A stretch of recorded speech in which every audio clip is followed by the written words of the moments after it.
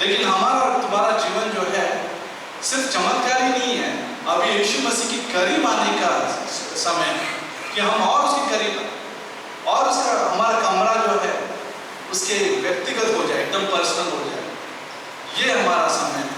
नहीं तो क्या हो जाएगा, बहुत सारे लोग चर्च में रहते हैं, हम लोग सब है चर्च में। अगर परमेश्वर और तुम्हारा ये बात है, आप कौन से कमरे में, ये सवाल रहेगा। इसलिए हम लोग जरा सा भी रोज के जीवनों में फंसना नहीं है, डे टू डे रूटीन में भी फंसना नहीं है। ये चलता है सब आवाज चलता है, ये चलता है, सब कुछ चलता है।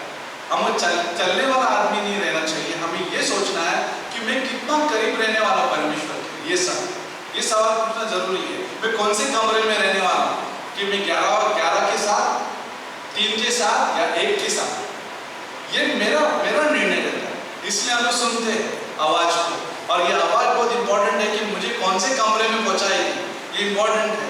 अगर मैं आज ठीक से आवाज सुनता नहीं हूँ और मैं अपने आप को ऑन नहीं करता हूँ, ठीक है, बाइबल मुझे रोज चेतावनी देती है, ठीक है ना, रोज सुधारती है, रोज हमें बढ़ाती है, रोज हमारे आंखें ताज़ा करती है, हमारे दिमाग को ताज़ा करती है। और ये बाइबल जो है, वचन ही मुझे वो एक इसकी जैसे काम करती है। आपने कभी सुना है, अभी किसी प्रिंसिपल को मिलना होता है या बड़े आदमी को मिलना होता है कमरे में, कौन मदद करता है? आप डायरेक्टली जाते हैं, हाँ इधर एक और कोई नहीं जाता ना, पहले आप प्यून के हेल्पर के पास जाओ, हेल्पर होता है कि नहीं? हाँ इधर ये कमरा है, फिर वो लेके जाता है, धीरे धीरे करके लेके जाता है, इधर करके। कई बार आपको एड्रेस कभी एड्रेस लेके जाते हो, अब गली गुम हो गया है, तो एक व्यक्ति मिल जाता है, तो आ जाओ मेरे पीछे चलो, मुझे मालूम है उसका कमरा किधर है।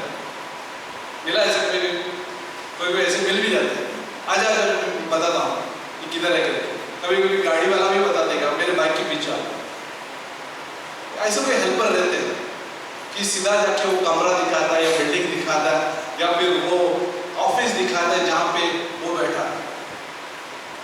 वैसा एक्चुअली परमेश्वर का वचन जो है वैसा काम करता है कि आप कौन से टीम में थे? 500 में थे, 5000 में थे, ओके आगे बढ़ो, आपको कमरा दिखाता हूँ। वो 500 में आ जाता है, 500 से फिर वो 11 में आ जाएगा और आगे, ठीक है ना। फिर बाद में 11 के बाद जो है 3 में आता है, 3 के बाद वो 1 में आता है। अब समझ में हमें क्या बोला कि बाइबल एक हेल्पर है, होली स्पिरिट उसका हेल्पर है, पवित्र आत्मा सहायक है, वो अगुवाई करता है, हमारा लीड करता है, रोज हमें 365 दिन लीड करता है, रोज हमें उस कमरे तक पहुंचाने की कोशिश करता है। यह आइडिया मैं आपके दिमाग में डाल रहा हूँ उदाहरण के द्वारा, क्योंकि ये मजेदार उदाहरण है, क्योंकि मुझे उस कमरे में पहुंचना है जहाँ पे मैं और परमेश्वर उस कमरे में, और कोई नहीं।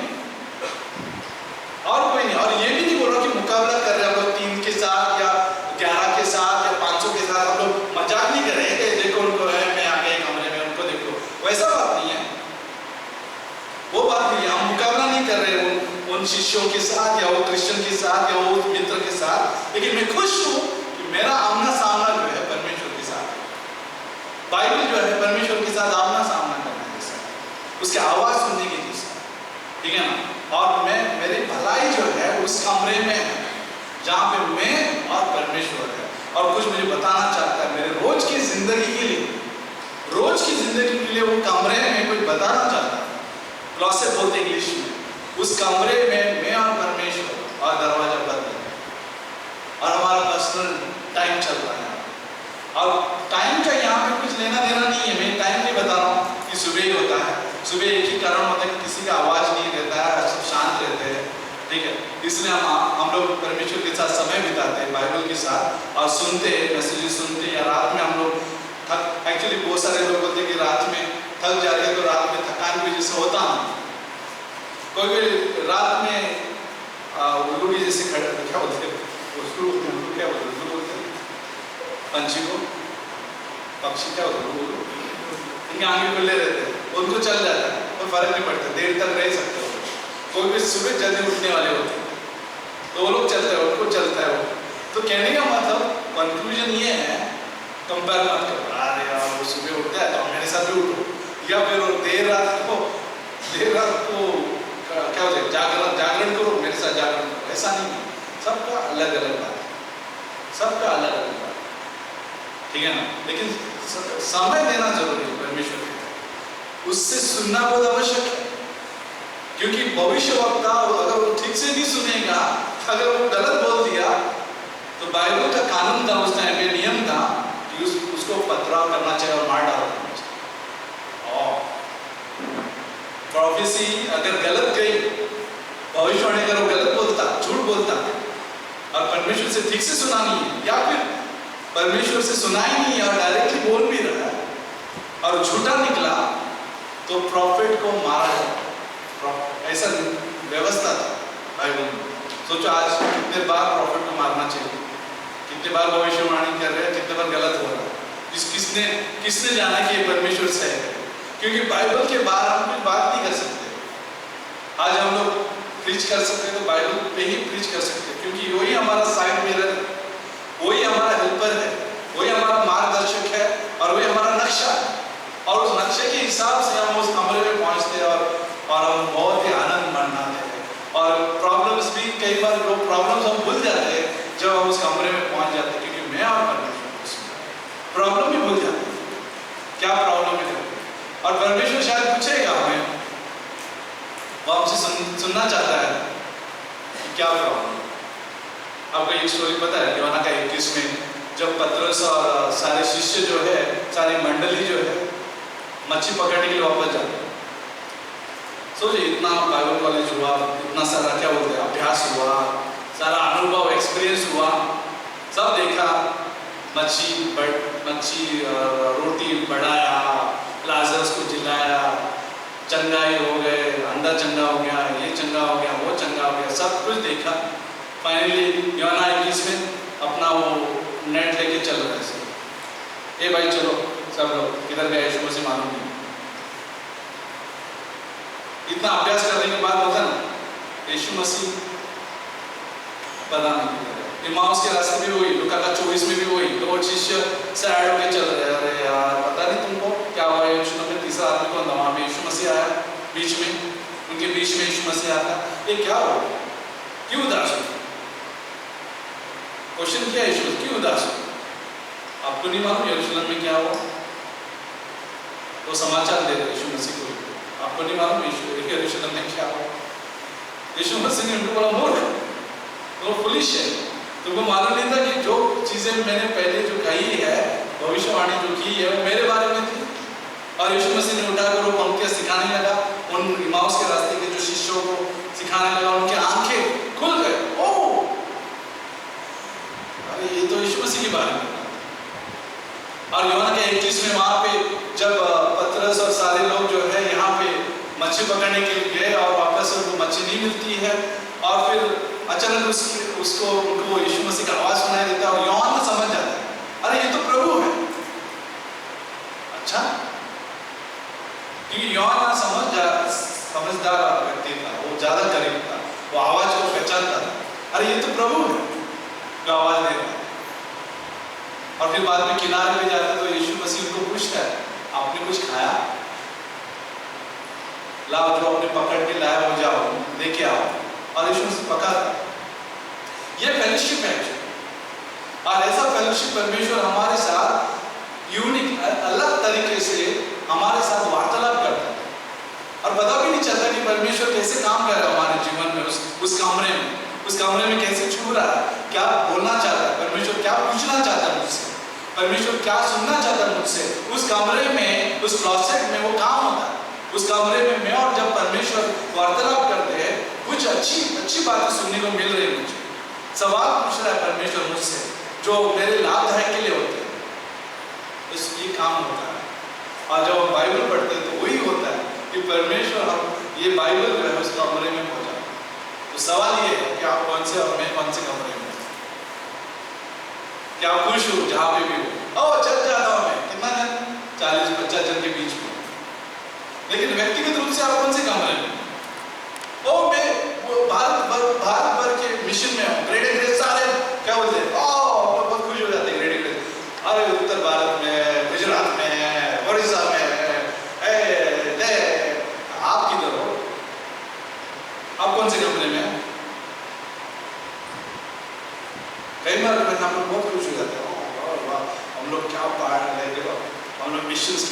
भागीदारी, यस ये सब खुशखबरी है, ये हमारे लिए एनकरेजमेंट है कि हमारा मिशन बढ़ रहा है, प्रोत्साहन की बात है। लेकिन व्यक्तिगत रूप से मैं कहाँ पे, कौन से कमरे में, व्यक्तिगत रूप से मेरा वार्तालाप और परमेश्वर का वार्तालाप कैसे है कि मैं ज़्यादा संसार से सुन रहा हूँ कि वो मुझे भला लग रहा है, क्या मेरे संसारिक दोस्त भले लग रहे हैं, कि उनके आवाज अच्छे लग रहे हैं, उनके एडवाइसेस अच्छे लग रहे हैं, ठीक है ना? नहीं, उनके आवाज शायद अच्छे नहीं लग रहे, हो सकता है कॉमन सेंस होगा, जो सेक्युलर में कॉमन सेंस होंगे, कॉमन सेंस मालूम, डीप बातें से परमेश्वर बात कर सकता है मुझसे, ठीक है? और हमें चुनना पड़ता है, सुनना पड़ता है। एक बाइबल में वचन है, उसको पढ़ते हैं एक मिनट के लिए, यूहन्ना का मत्ती की 16 में भी आएंगे।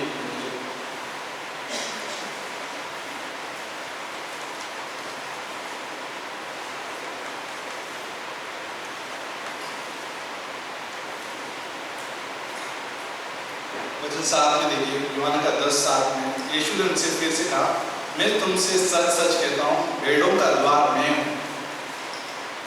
8 में जितने मुझसे पहले आए वो सब चोर और डाकू और, परंतु भेड़ों ने उनकी न सुनी, भेड़ों ने उनकी नहीं सुनी। क्या लिखा होगा 8 में पढ़ते उन्होंने, जितने मुझसे पहले आए वे सब चोर और डाकू है, परंतु भेड़ों ने उनकी न सुनी। द्वार मैं हूँ, कमरा देखो कौन है द्वार का, मैं हूँ द्वार, डोर मैं हूँ। यदि कोई मेरे द्वार भीतर प्रवेश करे तो उद्धार पाएगा, भीतर बाहर आया जाया करेगा और चारा पाएगा। ये है जो यहाँ पे यीशु मसीह डोर है। और बाद में वचन नंबर 16 में देखिए, मेरी और भी भीड़ें हैं जो इस भेड़शाला की नहीं, मुझे उनको भी लाना आवश्यक है। वे मेरा शब्द सुनेगी, तब एक ही झुंड और एक ही चरवाहा होगा। मेरी भेड़शाला में नहीं है, उनको लेके आना है। जो मेरे भेड़ जो आएगी वो मेरा सुनेगी। तो यहाँ पे भेड़ चरवाहा जो होता है भेड़ों को जानता है, और भेड़े जो है चरवाहा के आवाज को पहचानते हैं। आवाज बहुत जरूरी है, आवाज नहीं तो हम लोग कुछ भी सुनेंगे, कई बार वसित होते हैं, कई बार ये बातें होती है, वो बातें होती है, और हम सुनने शुरू करेंगे तो क्या हो जाएगा मालूम है कि हम गलत दिशा में जाएंगे, ठीक है ना? गलत दिशा में जाना शुरू करेंगे। और फिर हम लोग कई बार देखिए, याद रखिए, चेतावनी भी देना चाहूँगा मैं, अगर आप एक कमरे में हो जहाँ पे यीशु मसीह और आप है, अगर आप जरा सा भी अपना क्या बोलते हैं क्या चौकीदारी छोड़ दिया, ठीक है, और अचानक अलग अलग आवाज सुनना शुरू करेंगे, तो 1 से 3 में चले जाओगे, 3 से बैकवर्ड जाता है, 3 से 11 में चले जाओगे, और 11 से 500 में चले जाओगे। अभी 5000 में, अभी विश्वासी है, खाली क्रिसमस के दिन आता है, क्या हो गया? धीरे धीरे तो वो क्या हुआ, वो अन्य आवाज सुनने लगा, और धीरे धीरे जो है कदम पीछे चलते गए। वार्निंग है हमारे लिए, हम सबके लिए वार्निंग है। अच्छे से अच्छे जो है शिक्षक, लीडर, कांग्रेगेशन जो है गिर सकती है, हम सब गिर सकते हैं अगर हम अपने आप को सुरक्षित नहीं रखेंगे, हार्ट गार्ड नहीं करेंगे। कोई भी हो, फिर हम में से कोई भी, हम एक पे खुश हो गए, आओ अभी कितना मैंने मेहनत किया, यीशु के कमरे में पहुंच गया, लेकिन छोड़ो मत, केवल उस कमरे को छोड़ो मत, परमेश्वर के साथ संपर्क में रहो, वार्तालाप बने रहो, प्रार्थना में रहो। प्रार्थना का मतलब वार्तालाप, कम्युनिकेशन परमेश्वर के साथ। लेकिन अगर मोमेंट जैसे ही हम लोग किसी और तरफ देखने लगेंगे, जैसे याद है पतरस पानी में चल रहा था, ऐसा लग रहा था कि कमरे में पहुंच गया, याद है? एक ही आदमी चला पानी में उस टाइम पे, पापी इंसान चला, पापी इंसान, यीशु मसीह की बात नहीं कर रहे, एक ही पापी इंसान चला पानी में, वह है पतरस। खुश हो गया, उसको कमरा मिल गया। यीशु मसीह को बोले तुम्हें पानी में चलो, आ जा। पानी में कदम रखते ही खुश हो रहे, वाह मजा आ रहा है। स्विमिंग करने की जरूरत नहीं है, मछुआरा आए और चलिए। मछुआरा हमेशा अच्छा क्या होता है, स्विमर होता है, बराबर ना। मच्छी पकड़ने वाले को तो आना ही चाहिए, क्योंकि वो समुद्र के बीच में तो जाना ही है।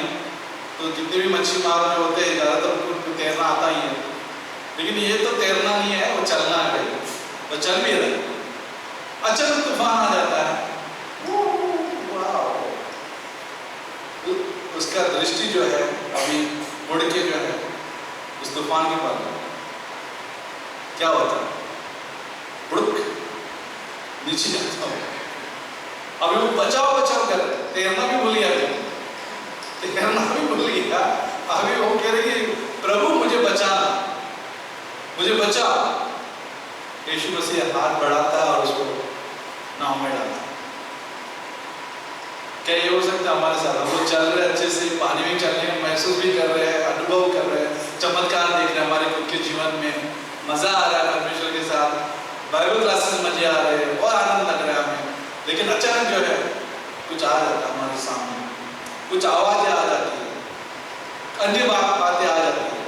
मेरे हिसाब से अन्य भाषा का मतलब एक ही है, अन्य आवाज, अन्य आवाज।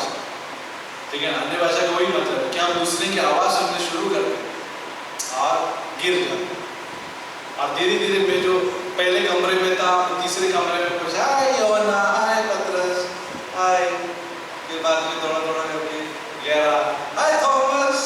तो इंडिया में मुझे मालूम है, फिर धीरे धीरे करके 500 में सर्वर देखा था हमने, बहुत बढ़िया था। तो धीरे धीरे 5000 में 2 मछली और 5 रोटी पे आ गया। नहीं, परमेश्वर नहीं चाहता कि आप दूर जाओ। परमेश्वर हमेशा चाहता है कि करीब रहो, उसके करीब रहो, उसके कमरे में रहो। लेकिन चॉइस हमारा है ना। परमेश्वर कभी बांध के नहीं रखेगा, रस्सी टाइट करके आओ, रस्सी में बांध के रखते, किडनैपर बांध के रखते, पैर को बांधते और कुर्सी में बांध के रखते, मुंह पे पट्टी। परमेश्वर ऐसा नहीं रखेगा हमें उस कमरे में, तो इधर ही बैठ, मेरे से सुनते रहेगा, मैं जो बोलूंगा वो करना ही पड़ेगा। ये चॉइस देता है परमेश्वर। और हम लोग अचानक उधर देखते हैं, मैं आ रहा हूँ परमेश्वर, पहले मैं अपनी गर्लफ्रेंड को मिल के आता हूँ, ऐसे सबको देखे किसी का बॉयफ्रेंड नहीं है, बट और परमेश्वर में पहले काम करके आ रहा हूँ, रह गया था, मेरा फ्रेंड बुला रहा है, रह गया था, उधर वो करके आता हूँ पहले। नहीं, हमें उधर ही रहना है, उस कमरे में, क्योंकि उस कमरे में मैं बहुत कुछ सीख सकता हूँ। और वो कमरा हम हर जगह लेके जाते हैं, अपने चर्च में भी वही लेके आते हैं। आपको समझ में आ रहा है मैं क्या बोल रहा हूँ? हम लोग 50 जन जरूर होंगे यहाँ पे, या जो भी नंबर है, उस जगह पे हम लोग अपना क्लॉसेट लेके आते हैं। याद रखिए, वो अपना कमरा लेके आते हैं, और वो कमरा लेके ही हम लोग बाहर जाते हैं, फ्रेंड्स के साथ बात करते हैं। हम लोग उस कमरे से ही बात करते हैं, मैं तो कुछ भी बात करना शुरू करता हूँ। क्या मैसेज था, वो गया रास्ते के बीच में पड़ गया, फिर हम लोग अभी दुनिया की बातें करने लगे, यहाँ के वहाँ के, यहाँ के वहाँ के। हम लोग उस कमरे से ही बात करते हैं, उस कमरे से ही हम लोग बाइबल कॉलेज जाते हैं, उस कमरे से ही हम लोग बाहर आते हैं, उस कमरे से ही हम लोग प्रीच करते हैं, उस कमरे से ही हम लोग बैठकर सुनते हैं, उस कमरे से सुनते हैं। जैसे कि कोई मूवी थिएटर में बैठा है, कौन है उसमें? परमेश्वर। कौन सा पिक्चर चल रहा है? हॉलीवुड बॉलीवुड नहीं, लेकिन परमेश्वर की कहानी हम दोनों देख रहे हैं सर बैठ के। आप सोचो थोड़ा, मैं आपको पिक्चराइज कर रहा हूँ, मैं आपके माइंड में सोचने की कोशिश कर रहा हूँ कि हम लोग बैठ के उस काउच पे होते, काउच पे बैठ के परमेश्वर वहाँ पे और हम इधर देख। भले ही आपकी फैमिली होगी, बच्चे होंगे, फ्रेंड्स होंगे, चर्च में मेंबरशिप होगा, लेकिन आप काउच पे परमेश्वर के साथ ये सब कुछ देख रहे हैं। कितना मजेदार है ये सोचने वाली बात है। कई बार हम लोग खाली जनरली सोचते हैं, जनरली सामान्य रूप से सोचते हैं परमेश्वर को लेकर। चर्च में ऐसा लगता है सामान्य है, अरे सब लोग है ना, यस सब लोग है, लेकिन परमेश्वर आपके बगल में बैठा है और आपको कुछ बोल रहा है, ठीक है। आपसे बात कर रहा है, और हम उसी कमरे से हमारा कम्युनिकेशन जो है अन्य बिलीवर के साथ क्लोसेट से ही होता है। अगर वो नहीं है, याद रखिए, अगर वो उस जगह पे आप नहीं है और परमेश्वर उस जगह पे नहीं है, आप कुछ भी करो कुछ फायदा नहीं, कुछ भी करो, कुछ भी करो, कुछ भी करो। अच्छा भी काम करेंगे तो भी फायदा नहीं। मैं भी बताना चाहूँगा, अच्छा भी काम होगा, दिखने में वो दुनिया की नज़र में अच्छा है, हाँ बहुत अच्छा है, बहुत बढ़िया इंसान है यार, ये अच्छा काम कर रहा है, फिर भी कुछ नहीं, व्यर्थ काम। लिखे हुआ है कि भजन संहिता 127 पढ़ो, 127 पढ़े तो स्क्रीन पे केवल बंद कर, शॉर्ट बोला था, शॉर्ट नहीं हुआ, 127 जो भजन संहिता 127 भजन संहिता, हाँ तीर्थ यात्रा कौन सा भी सोचो। घर को यहोवा न बनाए तो उसके बनाने वाले का परिश्रम व्यर्थ होगा। यदि नगर की रक्षा यहोवा न करे तो रखवाले का जागना व्यर्थ ही होगा। ठीक है, आगे जाते हैं। तुम जो सवेरे उठते और देर करके विश्राम करते और दुख भरी रोटी खाते हो, ये सब तुम्हारे लिए गलती है, क्योंकि वो अपने प्रियो को क्यों ही नींद प्रदान करता है। जब तक यहोवा घर नहीं मानता है, बनाने वाले का परिश्रम व्यर्थ। तो हमारे बगल में परमेश्वर होना ही, गाइडेंस के लिए पवित्र आत्मा का अगुवाई होना ही। अगर मैं उसके अगुवाई के बिना नहीं चल रहा हूँ तो सब व्यर्थ। आप देखो कुछ मिनटों में आपका लाइफ ऐसा चला जाएगा, अरे यार कितना टाइम हो गया यार, हम लोग 10-20 साल हो गए, हम लोग ऐसे थे, जवान थे, अब क्या हो रहा है, टाक टाइम चल रहा है भाई, टाइम जा रहा है। अगर आप जवान हो तो यूज करो अपना, क्या बोलते हैं, शक्ति परमेश्वर के लिए, चाहे स्त्री हो चाहे पुरुष हो, यहाँ इस्तेमाल करो परमेश्वर। वेट मत करो, काउच पे जाके बैठो, काउच का मतलब सोफा पे जाके बैठो, घर की सोफा की बात नहीं करना, परमेश्वर की सोफा की बात करना, बैठो, उससे बात करो, सुनो उससे, बाइबल से सुनो, उससे सुनना बहुत आवश्यक है मेरे परिवार के लिए और हमारे सबके निर्णय के लिए बहुत जरूरी है। हर एक निर्णय जो होता है परमेश्वर से सुनिए, तब जाके जो है दिशा मिलेगी। मैं तो आइए प्रार्थना करूँ। परमेश्वर धन्यवाद हो इस रात के लिए, इस अवसर के लिए, हम सभी को यहाँ पे लेके आया और सिखा रहा है प्रभु कि हमें मदद करना। इस साल में हम तेरे आवाज़ को करीब से सुनो, उस कमरे तक पहुँचे, उस कमरा में हम रहे, तू और हम, और वही कमरा लेके हम लोग फेलोशिप करते हैं, मित्रता बढ़ाते हैं, मित्र रखते हैं, संगति करते हैं, ऑफिस जाते हैं, वही कमरा लेते हैं, क्योंकि तेरी उपस्थिति की जरूरत है हर जगह जहाँ पे हम जाते हैं।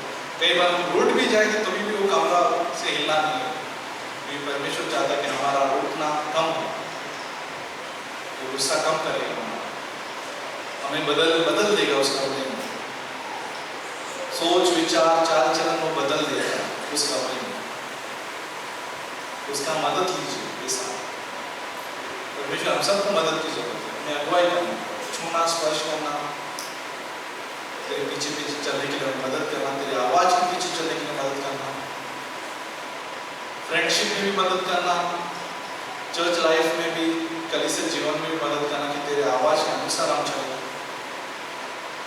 ये तू नहीं तो फिर कुछ भी नहीं, फ्रेंड्स भी कुछ मतलब नहीं है, फेलोशिप भी कुछ मतलब नहीं है, अगर तेरा आवाज नहीं, मदद करा। तेरा आवाज सुनने के लिए हम चर्च में भी है, सीखिए। अगर कई बार हम लोग उस आवाज को पहचानते भी नहीं तो भी हमें मदद मिलती है बाइबल सुनने से विश्वास बढ़ता है। बाइबल लिखा है 10:17, सुनने से विश्वास बढ़ता है।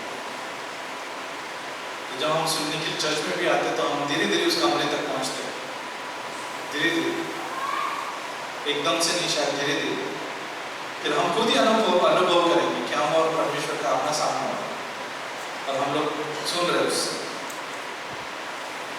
तो वैसे बने रखिए, ये साथ पढ़ते रहिए, बाइबल क्लासेस है वो लेते रहिए, जिसे आपको बाइबल पढ़ना है पढ़ते रहिए, प्रार्थना करना है प्रार्थना करते रहिए, ढूंढना है ढूंढते रहिए, क्योंकि परमेश्वर ढूंढने वाले को मिलता है, खोजने वाले को मिलता है, खटखटाने वाले के लिए वो द्वार खुलता है। क्योंकि यीशु मसीह ने कहा मैं द्वार, जो अंदर बाहर करेगा मैं उसके लिए चारा देगा, उसके लिए चारा, सॉल्यूशन, उत्तर है। यीशु मसीह में जो है उसके पास उत्तर है। तकलीफ में भी उसको उत्तर मिल जाता है। कई बार अपने मनुष्य के ज्ञान से नहीं समझ में आता, लेकिन यीशु मसीह के साथ करीब से रहेंगे तो हमें उत्तर मिल जाता है। अगर अभी तक अपने यीशु पर विश्वास नहीं किया तो आज विश्वास कीजिए कि वही सच्चा परमेश्वर है, उद्धारकर्ता परमेश्वर है। उसने ही हमारे लिए उस क्रॉस पर जान दिया, लहू बहाया, हमारे लिए मारा गया, गाड़ा गया, तीसरे दिन जिंदा हो गया। यीशु मसीह के इस बलिदान पर विश्वास करने से ही हमें उद्धार मिलता है, क्योंकि यीशु मसीह ने हमारे पापों के लिए उस क्रॉस पर जान दिया, लहू बहाया, जो पवित्र लहू, जो कुंवारी मरियम से उसका जन्म हुआ था, किसी मनुष्य के छूने से भी नहीं हुआ। और वो लहू हमारे लिए यीशु मसीह ने बहाया ताकि उस शुद्ध लहू से हमारा सारा पाप जो है, हमारा सारा कलंक जो है, निर्दोष, निष्कलंक, निष्पाप ठहराया। यीशु मसीह के ही बलिदान की वजह से हमें धर्मी ठहराया। हमें खुद के कर्मों से, यीशु मसीह के काम की वजह से जो क्रॉस पर किया है, जो काम उसने पूरा किया, अपना प्राण त्याग कर और पाप का बिल भर कर वो हमारे लिए मर गया, गाड़ा गया और तीसरे दिन जिंदा हुआ। इस विषय पर और इस बलिदान पर विश्वास करने से हमारा उद्धार होता है। तो मेरे पीछे प्रार्थना कर सकते हैं। अभी तक आपने विश्वास नहीं किया तो आज विश्वास कीजिए, आपको मुफ्त में अनंत जीवन मिलता है, हमेशा का जीवन मिलेगा। और कोई भी छुड़ाएगा नहीं उसके हाथ से, कोई भी। मेरे पीछे प्रार्थना कर सकते हैं कि यीशु मसीह, मैं पापी हूँ, मैं अपने आप को नहीं बचा सकता, धन्यवाद देता हूँ कि तू मेरे लिए उस क्रॉस पर जान दिया, मेरा पाप का दंड भर दिया, मेरे लिए मारा गया, गाड़ा गया और तीसरे दिन जिंदा हुआ। इस बलिदान पर मैं विश्वास करता हूँ और जब भी मेरा यहाँ जीवन समाप्त होगा तो मेरा नया जीवन जो है हमेशा के लिए तेरे संग अनंत के लिए होगा। ये मैं मानता हूँ और विश्वास करता हूँ। अगर किसी ने पहली बार विश्वास किया है तो हमेशा के लिए सुरक्षित आते रहिए, बाइबल सुनते रहिए, क्योंकि वो कमरे तक हमें पहुंचना है। नहीं पहुंचे और पहुंच गए तो उस कमरे में ही रहना है और उस कमरे से ही हम लोग काम करना शुरू करते, सेवा करना शुरू करते, पैर धोना शुरू करते लोगों के, उस कमरे से ही करते। तो कमरा छोड़कर नहीं करते, यीशु मसीह से ही करते हैं, यीशु मसीह के द्वारा करते हैं, यीशु मसीह की शक्ति से ही करते हैं। जो बाइबल से आता है उसके पवित्र आत्मा से और उसके अनुग्रह से आता है। आमीन। आइए आपको खड़े रहते आराधना करते हैं।